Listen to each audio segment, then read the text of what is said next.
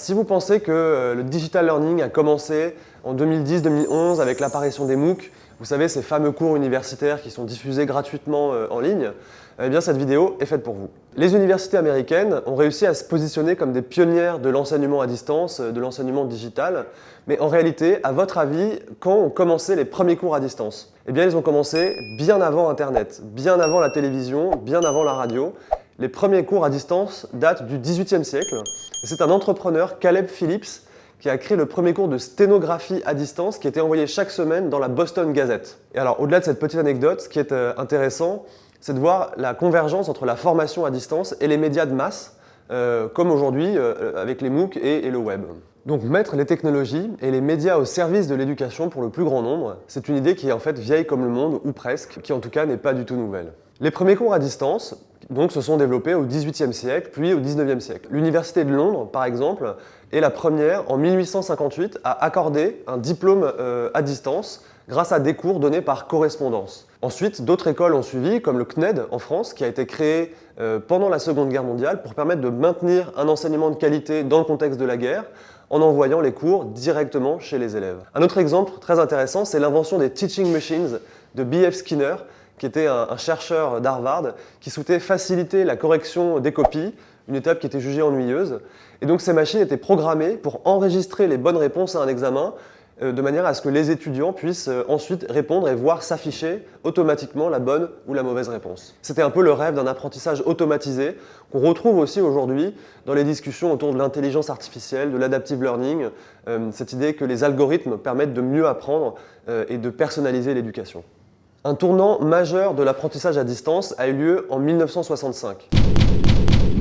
C'est la décision du gouvernement anglais de lancer l'Open University, une université entièrement ouverte et gratuite qui s'appuyait à l'époque sur les moyens de diffusion de la BBC. Là encore, on retrouve l'alliance entre les nouvelles technologies, la télévision, au service de l'éducation et de sa démocratisation. Mais c'est vraiment avec l'essor d'Internet que l'éducation à distance a pris son envol, s'est développée, et aussi a connu ses premiers échecs, à tel point que certains experts parlent de bulle e-learning pour qualifier le développement du e-learning dans les années 2000 où les choses ont été finalement un peu compliquées. Alors concrètement, de quoi parle-t-on? Le développement d'Internet permet de casser énormément de barrières à l'entrée, des barrières géographiques, des barrières matérielles. Et donc, naturellement, les universités, les particuliers, les entreprises se sont tournés vers le digital learning, qu'on appelait e-learning au début. Les avantages sont très nombreux. On a la possibilité de former massivement, on a la possibilité de former de manière synchrone, c'est-à-dire quand on réunit tous les participants en même temps dans une salle de classe virtuelle, ou en asynchrone, en laissant chaque apprenant avancer à son rythme selon ses besoins. Et alors le e-learning a été annoncé comme révolutionnaire, et pourtant il n'a pas tenu toutes ses promesses, et il a même aujourd'hui une image un peu écornée. Alors comment est-ce qu'on peut expliquer cette déception un peu historique du e-learning ? Il y a plusieurs raisons, et la première, c'est la jeunesse des technologies. À la fin des années 90, le taux d'équipement en matériel informatique était encore très faible, et les débits proposés par les fournisseurs d'accès à Internet ne permettaient pas de charger rapidement les contenus. Rappelez-vous, les petits modems 68K qui chargeaient des contenus HTML très lentement. Aujourd'hui, on a la possibilité, en quelques secondes, de charger une vidéo, d'adapter son débit comme sur YouTube, et donc il y a une maturité beaucoup plus forte des technologies. Une autre raison qui explique l'échec de l'e-learning première génération, c'est la raison pour laquelle beaucoup d'entreprises se sont tournées vers le e-learning, à savoir la réduction des coûts. Beaucoup d'entreprises se sont dit « on va faire des économies en digitalisant la formation », et en fait, elles se sont aperçues, in fine, que les coûts de production, mais surtout les coûts de maintenance des modules e-learning étaient en réalité un peu plus élevés qu'il n'y paraissait, parce qu'il fallait en permanence les réactualiser, les mettre à jour, et aussi parce que l'expérience d'apprentissage était un peu rudimentaire, et donc les apprenants décrochaient.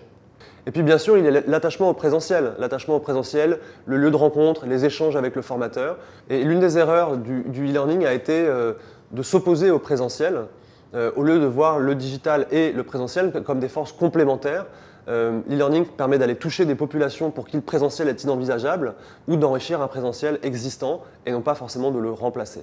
Donc si l'e-learning n'a pas tenu toutes ses promesses, c'est aussi parce que les outils digitaux qui ont été déployés l'ont été sans formation, sans accompagnement au changement préalable.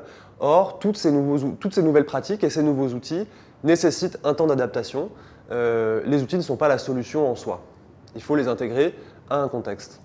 L'ère du e-learning est donc révolue, et donc c'est celle aujourd'hui du digital learning, qui utilise toutes les techniques et tous les leviers offerts par les outils digitaux, en utilisant les vidéos, les tablettes, les réseaux sociaux, les jeux vidéo, les plateformes collaboratives.